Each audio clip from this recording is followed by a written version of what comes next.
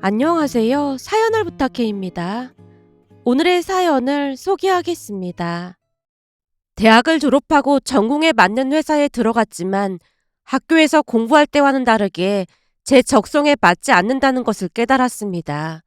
시간이 지날수록 답답한 마음을 지울 수 없었기에 어느 날은 부모님께 하소연을 했어요. 참 이상한 게 있어. 공부할 때는 분명히 적성에 맞는 것 같았거든. 근데 회사에서 일해보니까 내가 생각했던 거랑은 전혀 다른 거 있지. 공부할 때랑 돈 벌 때가 많이 다르긴 하지. 근데 아빠는 한 회사를 어쩜 그렇게 오래 다닐 수가 있어? 라며 제가 아빠를 빤히 바라봤는데요. 옆에서 듣고 있던 엄마가 피식 웃으며 대답했습니다. 네 아빠가 한 회사를 오래 다니긴 뭘 오래 다녀. 아빠 지금 다니고 있는 회사 계속 다녔던 거 아니었어? 말도 마. 네 아빠도 대학 졸업하고 회사를 몇 번이나 옮겼는지 몰라. 결국에는 대학 전공이랑 전혀 상관도 없는 곳에서 일하고 있잖니. 진짜? 나만 그런 게 아니라는 거네. 제가 다시 아빠에게 물었는데요. 아빠가 미소 띤 얼굴로 대답했어요. 조금 전에도 말했지만 공부할 때랑 돈을 벌 때랑은 천지 차이긴 하지. 우리도 신입사원 뽑아놓으면 3개월도 안 돼서 그만두는 직원이 숱해. 근데 갑자기 그건 왜 물어보는 거야? 사실 나도 전공이랑 잘 안 맞는 것 같더라고. 그래서 앞으로 어떻게 해야 할지 고민하고 있는 중이야. 라는 말에 엄마가 안타깝다는 듯이 입을 뗐습니다. 그래도 힘들게 들어간 회사인데 좀 아깝긴 하다. 그렇긴 한데 회사 선배가 적성에 안 맞는 것 같으면 빨리 결정하는 것도 나쁘지 않다고 조언해 주더라고. 그래서 진지하게 생각 좀 해보려고. 네 인생이니까 엄마 아빠 네 생각을 존중해. 대신 신중하게 결정해야 해. 알았지? 아빠의 말에 조금이나마 위안을 받았습니다. 그 뒤 저는 이런저런 것들을 알아보기 시작했고 어느 날 대학 친구 현진을 만나서 수다를 떨었습니다. 그래서 회사 그만두고 다른 일 찾아보려고. 어렵게 들어간 회사인데 아깝긴 하네. 근데 너처럼 성실한 사람이 적성에 안 맞는다고 하는 거 보니까 진짜 안 맞는 모양이네. 참 이상한 게 공부할 때랑은 달라도 너무 다르더라고. 근데 넌 경찰 일 할 만한 거야? 세상에 쉬운 일이 어딨겠어. 그래도 그냥저냥 할 만해. 난 갑자기 네가 경찰 시험 본다고 해서 진짜 놀랐잖아. 다들 그렇게 말하는데 사실 난 오래전부터 경찰이 하고 싶었어. 다만 엄마가 반대해서 못했던 거지. 엄마가 왜 반대하신 건데? 내가 이런 얘기 아무한테도 안 했는데 사실은 우리 아빠가 경찰이셨어. 그게 정말이야? 근데 범인 잡다가 순직하셨거든. 그러다 보니 경찰이라는 말만 들어도 엄마가 노발대발 하셨지 뭐. 근데 피는 못 속인다고 정신 차려보니까 결국엔 나도 경찰이 되어 있더라고. 현진이가 옅은 미소를 지은 채 커피잔만 내려다보고 있었습니다. 그런 사연이 있는 줄은 전혀 몰랐어. 아빠가 너무나 갑작스레 돌아가셨다 보니까 엄마가 얘기 꺼내는 것조차도 싫어하셨거든. 엄마 입장에서는 그럴 수도 있을 것 같아. 그래서 한동안은 경찰만 보면 숨고 그랬다니까. 근데 갑자기 왜 경찰이 되겠다는 결심을 한 거야? 그게 사실은 아빠 돌아가실 때 같이 근무했던 아빠 파트너가 있었거든. 그분이 지금껏 많이 도와주셨어. 그리고 엄마 몰래 학교에 찾아와서 밥도 사주시고 용돈도 주시고 그랬어. 그럴 정도면 엄마한테 말하면 되는 거 아니었어? 그날 아빠랑 같이 범인 쫓다가 아빠는 돌아가셨고 그분만 사셨거든. 그러다 보니까 엄마가 원망을 많이 하셨던 모양이야. 거기다 그분 볼 때마다 아빠 생각이 나서 보고 싶지 않았다고 했대. 그러다 보니 그분이 내 동생이랑 나만 따로 만나서 챙겨주셨어. 근데 우리한테는 그분, 아니 삼촌이 아버지나 마찬가지였어. 무슨 일이 생기면 한 번도 빠지지 않고 찾아와서 도와주셨거든. 삼촌의 존재에 대해 이야기를 하던 현진이 눈가가 촉촉해져 있었는데요. 그 모습에 제가 조용히 물었어요. 근데 그렇게 도와주셨으면 이제는 엄마한테 말씀드려도 되는 거 아니야? 그렇지 않아도 내가 경찰이 된다고 했을 때 엄마가 엄청 반대했거든? 그때 삼촌이 엄마 찾아와서 그동안 있었던 일 다 얘기하면서 엄마를 설득해줬어. 그 이후에는 삼촌 가족들하고 왕래하면서 잘 지내고 있고 말이야. 정말 다행이다. 그동안 네가 워낙 밝아 보여서 전혀 몰랐어. 그것도 우리 아빠를 닮은 거라고 하더라고. 삼촌이 하는 말이 우리 아빠도 참 밝고 좋은 분이셨대. 지금껏 우리 집 이야기를 이렇게 자세하게 해준 사람은 너밖에 없어. 이거 영광인데? 라며 제가 배시시 웃었는데요. 그 순간 뭔가에 이끌리는 느낌이 들었다고 해야 할까요? 왜 그랬는지는 모르겠지만 경찰이 되고 싶다는 생각이 들었습니다. 그렇게 며칠이 지난 어느 날 제가 가족들에게 선포했어요. 생각해봤는데 하고 싶은 일이 생각났어. 들어가고 싶은 회사가 생긴 거야? 어떤 회사인데? 그게 회사는 아니고 경찰 시험을 볼 생각이야. 뭐? 경찰? 내가 지금 잘못 들은 거 아니지? 라며 엄마가 아빠와 저를 번갈아가며 바라봤는데요. 많이 놀란 기색이 역력해 보였고 아빠 또한 놀란 표정이었지만 침착한 표정으로 물었습니다. 경찰이라는 게 보통 어려운 일이 아닌데 많이 생각한 거야? 나도 즉흥적으로 생각한 건 아니고 왠지 그러고 싶어졌어. 열심히 공부해서 경찰 시험 볼 거야. 네가 하고 싶다면 반대는 하지 않겠지만 경찰 일이 절대 쉬운 일이 아니니까 다시 한번 생각해보고 신중하게 결정해. 전공이나 잘 살리면 좋겠구만. 굳이 힘든 경찰을 하려고 해. 엄마도 뭔가 마음에 안 든다는 듯이 말을 했지만 결국 열심히 공부해서 저는 경찰이 됐습니다. 그런데 생각보다 경찰 일이 잘 맞았다고 해야 할까요? 물론 부모님뿐만 아니라 현진이조차도 어이없어 했지만 저는 나름 만족하며 열심히 잘 다니고 있답니다. 하지만 경찰 일이라는 게 3교대를 하는 일이 많다 보니 친구를 만나기도 힘들었고 출근하는 날을 제외하고는 집에서 시간을 보냈습니다. 그러다 보니 남자친구를 사귈 엄두도 내지 못하고 있었고요. 그러던 어느 날은 현진이와 약속이 있어서 만나러 갔는데요. 현진이가 누구와 함께 있었습니다. 그 모습에 당황한 채 현진이에게 조용히 물었어요. 뭐야, 혼자 나온 거 아니었어? 혼자 나오긴 했는데 여기 들어오다가 이중사촌 오빠를 만났지 뭐야. 그러다 보니 얼떨결에 같이 앉아있게 됐어. 근데 오빠는 곧 갈 거니까 신경 쓰지 마. 라는 현진이의 말에 저도 대수롭지 않게 생각한 채 커피를 마시고 있었는데요.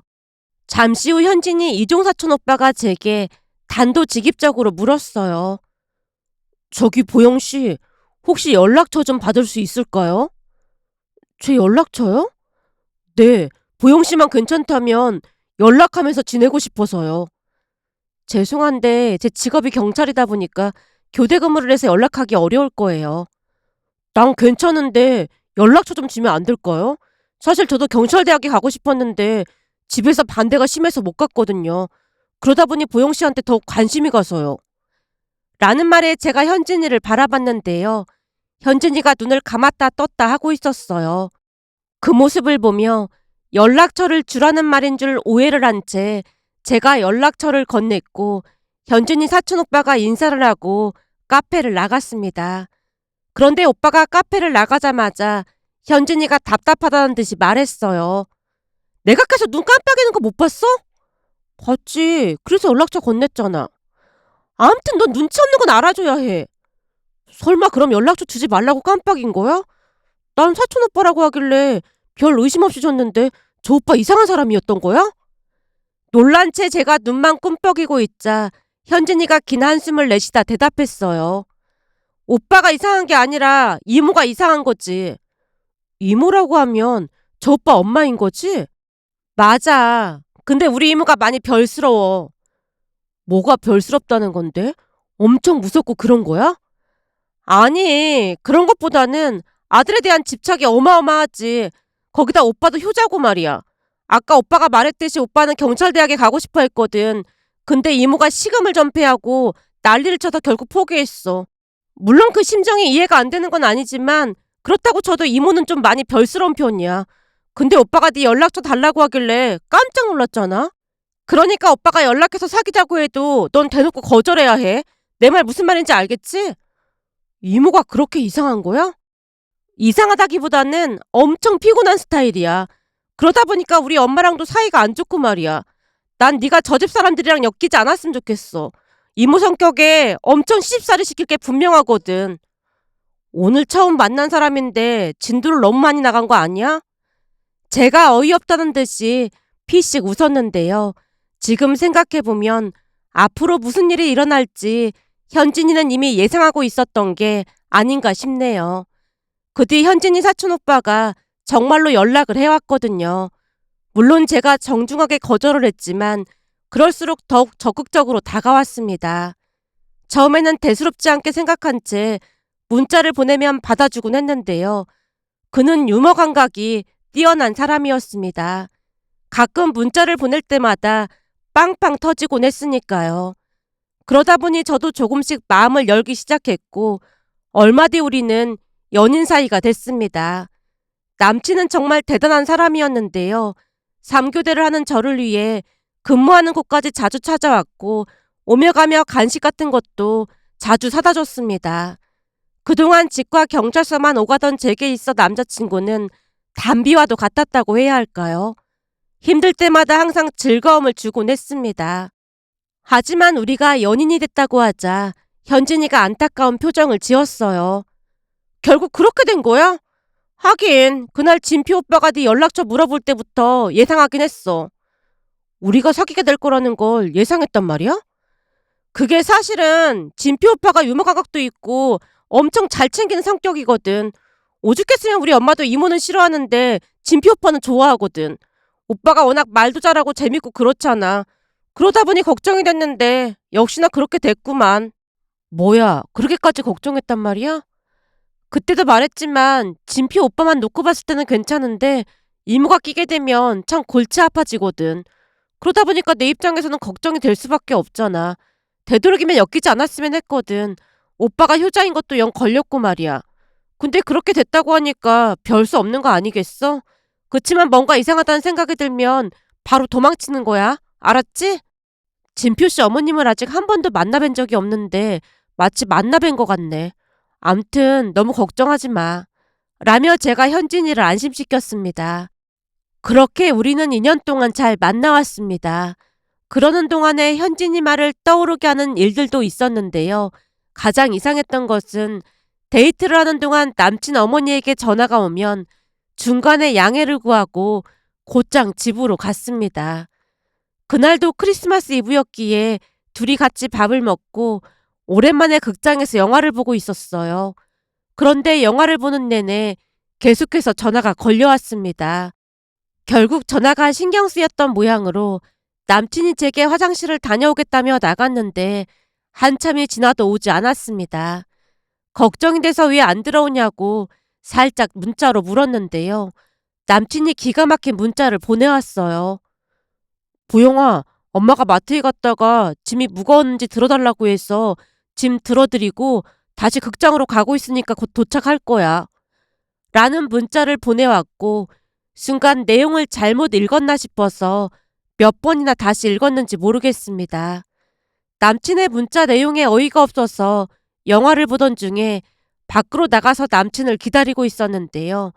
잠시 후 남친이 다시 극장으로 들어왔고 의자에 앉아있던 저를 보며 물었습니다. 아직 영화 안 끝났는데 왜 나와 있어? 그냥 진표 씨도 없는데 혼자 있으려니까 기분이 좀 그래서 나왔어. 기분 나빴지? 미안해. 근데 예전부터 조금 이해가 안 돼서 물어보는 건데 어머님이 원래 그렇게 자주 전화하면서 찾았던 거야? 아, 그게 아무래도 엄마가 나한테 의지를 많이 하다 보니까 그런 거 같더라고. 우선 오늘은 그만 집에 가고 싶어. 벌써? 우리 저녁에 맛있는 거 먹기로 했잖아. 그냥 입맛이 없어졌어. 오늘은 일찍 들어가서 쉬고 싶어. 혹시 화난 거야? 화가 난 건 아니고 그냥 우리 집 분위기랑 너무 다르다 보니까 적응이 잘 안 될 뿐이야. 그래서 요즘 생각이 좀 많아지고 있어. 생각이 많아지다니? 무슨 생각? 진표 씨는 결혼을 전제로 만나고 있는 거라고 했잖아. 당연하지. 난 무조건 너랑 결혼할 거야. 근데 요즘 들어 내가 자신이 없어. 뭐가 자신이 없어? 그러니까 사실대로 말하면 진표 씨 어머님을 감당할 자신이 없어. 라며 제가 고개를 떨군 채 앉아 있었는데요. 남친이 당황한 듯 다시 사과를 했습니다. 보영아, 앞으로는 엄마한테 전화하지 말라고 할게. 그럼 된 거지? 저기 미안한데 우리 당분간 생각할 시간을 좀 갖자. 이대로는 안 될 것 같아. 보영아, 내가 엄마한테 잘 말한다고 했잖아. 진표 씨, 그 말을 이번 달에만 벌써 두 번째 하고 있어. 그리고 매달 반복적으로 하고 있고 말이야. 한마디로 개선될 여지가 전혀 없어 보인다는 말이야. 그러니까 우리 당분간 떨어져 지내면서 진지하게 생각 좀 해보자. 그럼 난 이만 가볼게. 라며 제가 극장을 나와서 택시를 잡아 타고 집으로 돌아왔습니다. 사실 그날 어렵게 시간을 낸 거였기에 더욱 기분이 상할 수밖에 없었어요. 결국 크리스마스 이브에 홀로 체육관에 가서 운동을 하면서 시간을 보냈답니다. 평소 체육관에서 복싱을 자주 하곤 했기에 그곳에 가서 운동을 하고 있으면 마음의 평화가 찾아왔으니까요. 그 뒤 남친이 전화를 해왔지만 저는 일체 전화를 받지 않았고 생각을 정리하기 시작했습니다. 그러면서 현진이가 했던 말들이 떠오르기 시작했고 어쩌면 이별을 준비해야 할 수도 있겠구나 싶었어요. 100번, 1000번을 생각해봐도 제가 감당할 수 있는 게 아니었으니까요. 특히나 우리 부모님은 전화를 자주 하는 성격도 아니었고 우리를 존중해 주시곤 했기에 남친 어머니가 더욱 이해가 되질 않았습니다.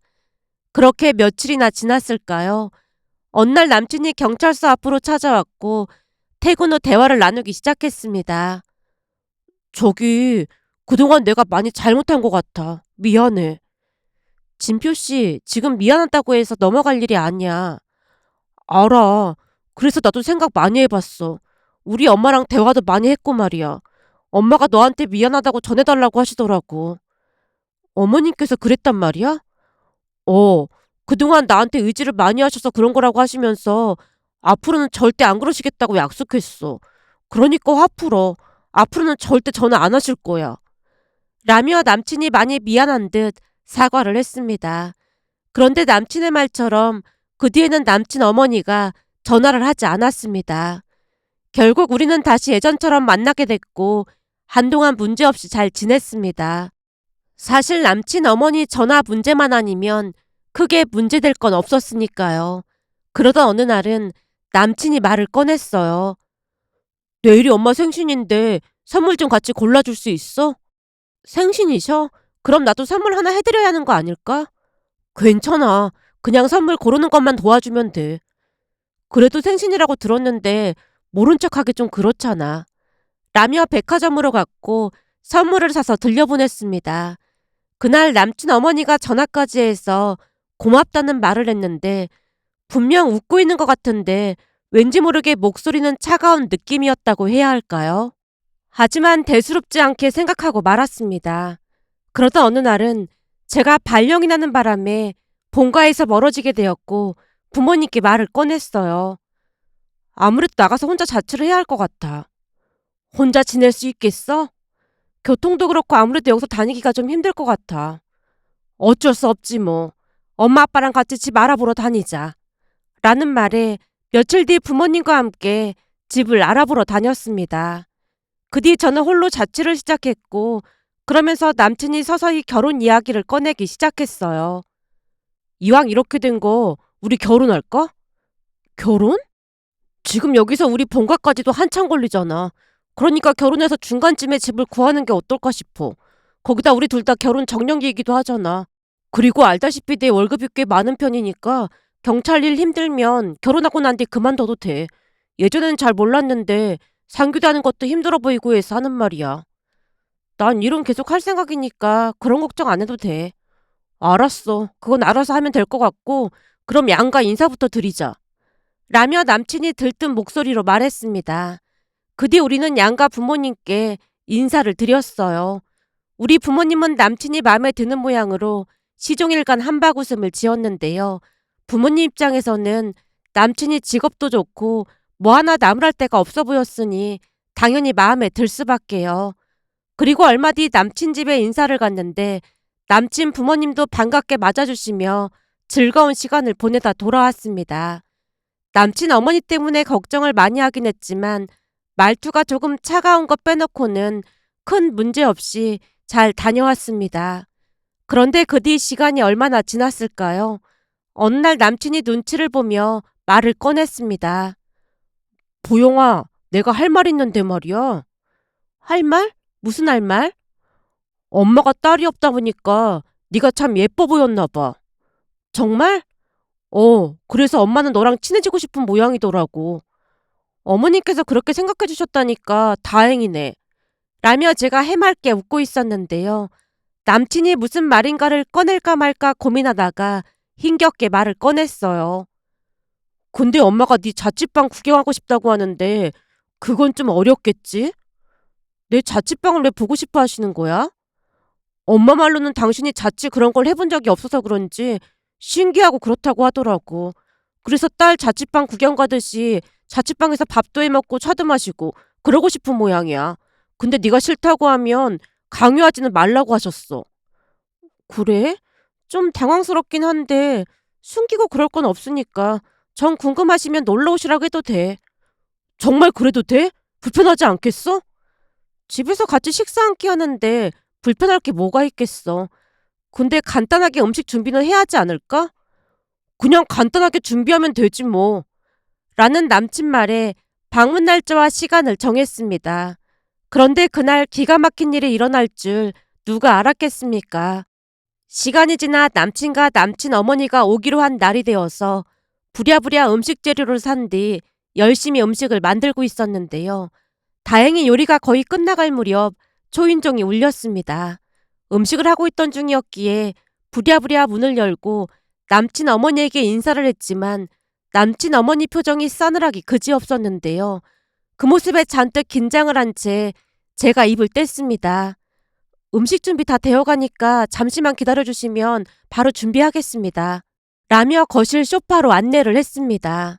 거실에서 주방 싱크대가 잘 보이다 보니 남친 어머니가 계속 곁눈질로 요리하고 있던 저를 흘끈거리고 있었습니다. 그러면서 저와도 눈이 마주쳤지만 애써 모른 척하며 밥상을 차려서 다 같이 식사를 했어요. 그러면서 문득 남친에게는 자취방을 구경하고 싶다고 했지만 다른 의도가 있는 게 아닌가 하는 의구심이 들기 시작했습니다. 남친 어머니가 저를 바라보는 눈빛이 어딘지 모르게 싸늘해 보였으니까요. 그렇게 밥이 입으로 들어가는지 코로 들어가는지 모를 정도로 잔뜩 긴장을 한 채 밥을 먹고 있었는데요. 그제서야 정신이 번쩍 들었고 내가 왜 이런 미친 짓을 한 걸까 라는 생각마저 했습니다. 하지만 애써 마음을 가다듬고 안정을 찾으려 노력했어요. 식사를 하는 내내 남친 어머니가 입을 꾹 다물고 있는 모습에 남친이 눈치를 보며 말을 꺼냈습니다. 엄마, 우리 보영이 음식 솜씨 어때? 완전 잘하지? 우선 밥부터 먹고 얘기하자. 라는 남친 어머니의 말에 아무런 말도 없이 식사를 하고 난 뒤 과일과 차를 준비해서 내왔는데요. 과일과 차를 가만히 내려다보던 남친 어머니 입에서 기가 막힌 말이 새어나왔습니다. 보영이 너는 기본적인 예절 교육부터 다시 받아야겠구나. 네? 예절 교육이요? 제가 무슨 잘못이라도 했을까요? 제가 어리둥절한 표정으로 묻자 남친 어머니가 대답했어요. 아까 보니까 시어머니를 맞이하는데 앞치마를 두르고 나왔잖니. 넌 예절 교육 같은 거 못 받은 거니? 네? 앞치마요? 너무나 뜻밖의 말에 제가 남친과 남친 어머니를 번갈아 가며 바라보고 있었는데요. 남친이 급히 말을 꺼냈습니다. 엄마, 그건 보영이가 음식하다 나와서 그런 건데 이해를 해줘야지. 그리고 엄마도 집에서 요리하다가 아버지 들어오시면 앞치마하고 나와서 인사하잖아. 그거랑 이거랑 똑같아? 난 시어머니잖아. 근데 그런 행동 하나하나가 날 무시하는 행동 아니겠어? 어머님, 절대 그런 거 아닙니다. 기분 나쁘셨다면 사과드리겠습니다. 뭐? 기분 나쁘셨다면? 넌 그 말투 자체가 문제야. 남친 어머니가 차를 들고 한 모금 마시고는 다시 말을 이어갔습니다. 그리고 주방에서 행주가 아니라 키친타월을 사용하더구나. 결혼하고 나서 여자가 알뜰해야 살림이 일어나는 건데 그렇게 씀씀이가 예뻐서 나중에 살림이나 제대로 할 수 있겠니? 내가 이런 말까지 안 하려고 했는데 우리 아들에 비해서 네 월급이 훨씬 적은 편이잖니? 그러면 아껴 쓰던지 해야지. 얼마나 게으르면 행주가 아닌 키친타월을 사용할 수가 있어. 저게 행주도 있긴 한데 지금은 시간이 없어서 급하게 하느라 그랬습니다. 그거 다 핑계인 거야. 그 버릇이 어디 가겠어? 그리고 아까 보니까 생수물로 커피를 내리는 것 같던데 그것만 봐도 네 씀씀이가 얼마나 예쁜지 딱 보이는 거 아니겠니? 그게 무슨 말씀이세요? 수돗물을 두고 왜 굳이 비싼 생수를 사서 쓰냐 그 말이야. 그것만 봐도 엄청 사치가 심하다는 거 아니겠니? 라며 남친 어머니가 억지를 부려대는 모습에 남친이 다급한 목소리로 끼어들었습니다. 엄마, 우리 집도 정수기물 쓰잖아. 근데 그런 식으로 말하면 안 되지. 넌 조용히 하고 입 다물고 있어. 남친 어머니가 정색까지 한 채 말을 하자 남친이 눈치를 보며 입을 다물었습니다. 그 순간 남친 어머니가 트집을 잡고 있다는 것을 직감적으로 알 수 있었고 제가 피식 웃으며 남친 어머니에게 말했어요. 제가 마음에 안 드시면 그냥 마음에 안 드신다고 하면 될 거 가지고 참 어렵게 말씀하시네요. 뭐? 너 지금 뭐라고 했니? 지금 제가 마음에 안 드셔서 꼬투리 잡고 계신 거잖아요. 그래서 일부러 오고 싶다고 하셨던 거 아니에요? 얘가 어디서 생사람을 잡으려고 하고 있어? 제가 마음에 안 드시면 그만 가셔도 됩니다. 저도 이런 꼴 당하면서까지 결혼할 이유는 없으니까요. 한마디만 더 드리자면 저도 우리 집에서 귀한 자식인데 이런 식으로 행동하시는 건 아닌 것 같네요. 아들 눈치가 보여서 그런 건 알겠는데 최소한 비겁하게 행동하시면 안 되는 거잖아요. 우리나라 속담 중에 대로 주고 말로 받는다는 말이 있잖아요. 나중에 그대로 돌려받길 바랄게요. 제가 속에 있는 말을 쏟아냈더니 남친 어머니가 어버버한 채 어쩔 줄을 몰라 했습니다. 남친 또한 놀란 채 저를 말렸지만 제가 단호한 목소리로 말했어요. 내 집에서 당장 나가. 그리고 두 번 다시 나한테 연락하지 마. 나도 너 같은 마마보이 정 떨어졌으니까. 라는 말에 두 사람 얼굴이 사색이 된 채 돌아갔습니다. 그리고 며칠 뒤 남친이 찾아와서 집 앞에서 만났는데요. 그때 헤어지자고 말했는데 왜 찾아온 거야? 그날 보영이 너도 말 실수했으니까 엄마한테 사과해. 내 말 못 알아들은 거야? 내가 분명히 헤어진다고 했잖아. 2년 넘게 사귀었는데 갑자기 헤어지자니 그게 말이나 되는 소리야? 그날 진표씨 어머니 행동 보고도 그런 말이 나와? 내가 볼 때는 진즉에 헤어졌어야 했는데 내 생각이 짧았던 것 같아. 물론 우리 엄마가 오바를 좀 한 건 나도 인정해. 하지만 너도 우리 엄마한테 막말하고 그랬잖아. 그러니까 서로 사과하고 끝내자. 네가 사과만 하면 엄마도 받아준다고 했으니까 얼른 사과해. 사과? 지금 나보고 사과를 하라고?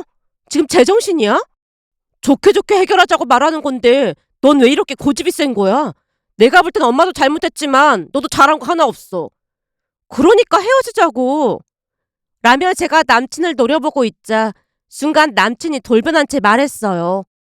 대체 네가 뭐가 그렇게 잘났어? 따지고 보면 우리 엄마 말 틀린 게 하나도 없잖아. 내가 너보다 월급도 훨씬 많고 네 직업도 그렇고 그렇잖아. 네가 미처 생각을 못하고 있는 것 같아서 말해주는 건데 어디 가서 경찰 며느리라고 해봐. 다들 엄청 싫어할걸? 알았으니까 그만 가봐. 그리고 다시는 연락하지 마. 제가 다시 단호하게 말을 하자 결국 남친이 막말을 쏟아냈습니다. 네 주제에 나같이 조건 좋은 남자를 만났으면 간지덕지해야지. 어디서 네 멋대로 헤어지자 말자 그러고 있어. 차도 내가 차야지. 네가 날 찬다는 게 말이나 된다고 생각해?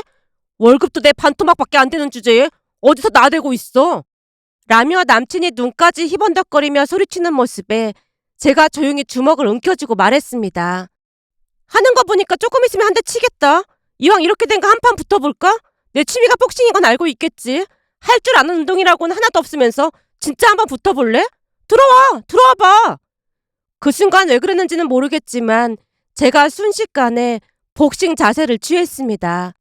아무래도 경찰 일을 하다 보니 매일같이 운동을 게을리하지 않았던지라 남친 눈동자가 이상하게 변하는 것을 보자마자 방어 자세를 취했던 것 같았어요. 물론 그렇다고 해서 바로 잽을 날릴 생각은 없었습니다. 그 모습에 남친이 코웃음을 치며 대답했어요. 무식해서 그런지 몸이 먼저 반응하네. 무식해서 그런 게 아니라 항상 준비가 되어 있는 거지. 할 말 다 했으면 그만 꺼져라. 네 얼굴 보고 있으면 토할 것 같으니까. 라며 저도 막말로 대꾸하자 남친이 당황한 채 돌아갔습니다. 전 남친과는 그렇게 헤어졌습니다. 우리가 헤어졌다는 소리를 듣자마자 현진이가 땅이 꺼져라 한숨을 내쉬었는데요. 그러게 내가 뭘 했어. 만만치 않을 거라고 했잖아. 근데 오빠가 그랬다는 게 도무지 믿어지지 않는다. 난 오히려 그래줘서 마음 정리가 빨리 됐어. 정이 떨어질 대로 떨어져서 지금은 아무렇지도 않거든. 라며 제가 너스레를 떨고 있자 현진이가 위로를 해줬습니다. 그 뒤 저는 전 남친을 잊고 잘 지내고 있었습니다. 그러던 동안 엄마 친구 아들을 소개받아서 예쁜 만남을 이어가고 있었는데요. 그 뒤 현진이가 딱 한 번 전남친 이야기를 했는데 결혼했다고 전해왔습니다. 이모가 소개해준 여자랑 결혼을 했는데도 하루가 멀다 하고 다투고 난리도 아니라고 하더라고. 누군지는 모르겠지만 그 여자도 참 안 됐다.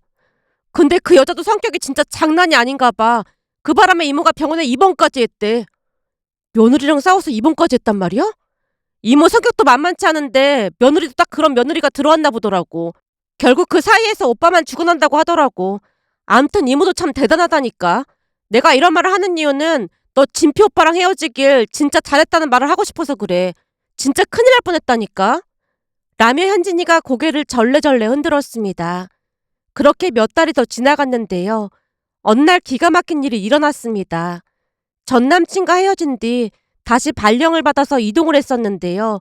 그 경찰서에서 전 남친과 그 어머니랑 조우를 했거든요. 그날은 일이 있어서 외부에 갔다가 경찰서에 들어갔더니 싸움이 난 모양으로 경찰서가 시끌시끌했습니다. 그 바람에 제가 흘끈거리며 싸우고 있는 사람을 봤는데 거기에 전 남친과 전 남친 어머니가 있는 게 아니겠어요?